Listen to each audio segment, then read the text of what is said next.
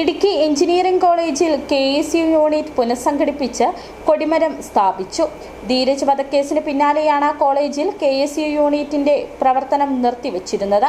2022 ജനുവരി 10 college തിരഞ്ഞെടുപ്പിനിടെയുണ്ടായ സംഘർഷത്തിലാണ് Kannur Thottada സ്വദേശിയായ ധീരജ് കുത്തേറ്റ് മരിച്ചത്. പുറത്തുനിന്നെത്തിയ ആളുകളാണ് കോളേജിൽ കൊടിമരം സ്ഥാപിച്ചതെന്നും ഇവർ തങ്ങളെ വധിക്കുമെന്ന് ഭീഷണിപ്പെടുത്തിയെന്നും SFI ആരോപിച്ചു. ഭീഷണിപ്പെടുത്തിയിട്ടും പോലീസ് കാഴ്ചക്കാരായി നിന്നെന്ന SFIയുടെ ആരോപണത്തെ തുടർന്ന് പോലീസും വിദ്യാർത്ഥികളും തമ്മിൽ വാക്കേറ്റമുണ്ടായി. നമ്മൾ പ്രക്ഷോഭമൊന്നും ഉണ്ടാക്കിയിട്ടില്ല.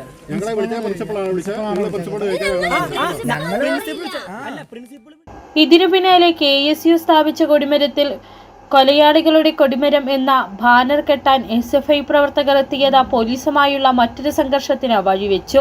തുടർന്ന് ഈ ബാനർ കൊടിമരത്തിന് സമീപത്തായി അവർ സ്ഥാപിച്ചു. പ്രദേശത്ത് സംഘർഷ സാധ്യത നിലനിൽക്കുന്നതിനാൽ ഇടുക്കി ജില്ലാ കളക്ടർ വിദ്യാർത്ഥി നേതാക്കളുമായി ചർച്ച നടത്തുകയാണ്. City vision, Idukki.